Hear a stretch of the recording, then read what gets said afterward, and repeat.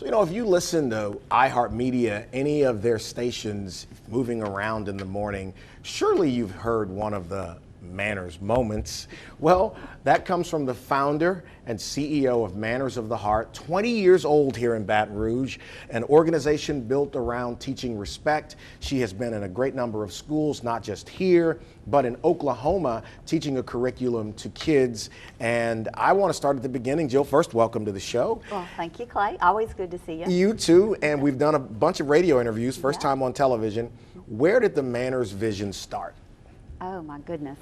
Well, it really began in my twin sons' elementary school. Okay. Excuse me, when they started first grade.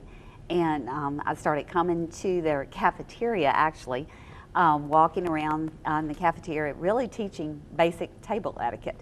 But it didn't take long to recognize that, as I said, that's just etiquette. That's just rules. Right.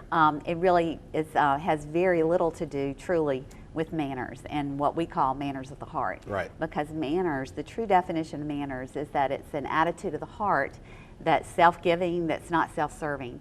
So it's really more about the attitude behind our actions, not so much the actions themselves, but why are we doing what we're doing? You take your curriculum into schools and some tough parts of our city and invest in the kids there to give them maybe a little something extra that they may not get, which I think is so impactful because it unlocks their potential. It teaches them how to interact and be interdependent and independent at the same time. What's something you can tell people who are not in those classrooms is an accomplishment of teaching this curriculum to these kids? Well, oh goodness! Now, how long did we have? I think I would go back to the basics. One of the foundational truths is that the worldview perspective that we have as an adult actually was formulated before third grade. That happens in our hearts and in our souls before we turn 9 years old.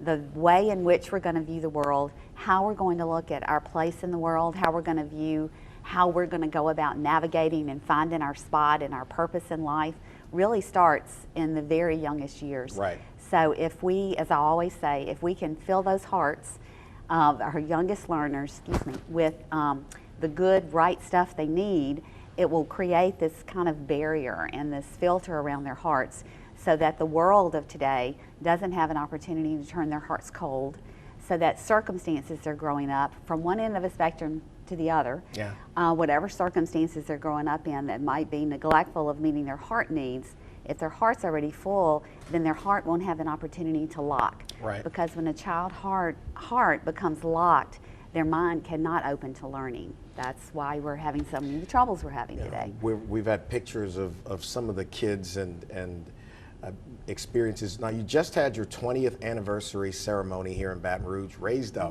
bunch of money. So what's the plan for the next 20 years of Manners of the Heart? I love that question. Some people actually assumed wrongly I might be retiring, and you know me better. And the truth is, this is just the beginning. We're now solid. We know our message. We know how to deliver it. We have so many instances and stories and children who are now grown that the difference that it's made in their lives. So we really now know what to do and know how to move forward. And so the first step is we have a book coming out in May called Raising Respectful Children in a Disrespectful World. This will be the 3rd edition of the book. It's all updated with new information relevant to right where we are today. And we also have another book coming out next year called Strong Heart, which is really the book of my heart. Because that's what we're raising, is a generation of strong hearts who will be able to withstand the onslaught of the culture and then grow up when it's their turn, and they will transform our culture with forgiveness and love and respect and kindness and goodness.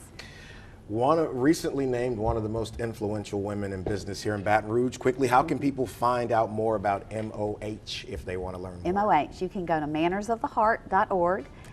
You can also go to jillgarnercontent.org, which is something new we've just launched so people can get to know the person behind Manners of the Heart.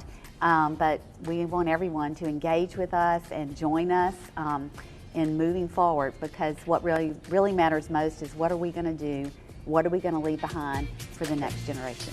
Thank you, Jill, so much. Thank you. Coming back, Matt Moscona is here, and we'll talk about this gesture.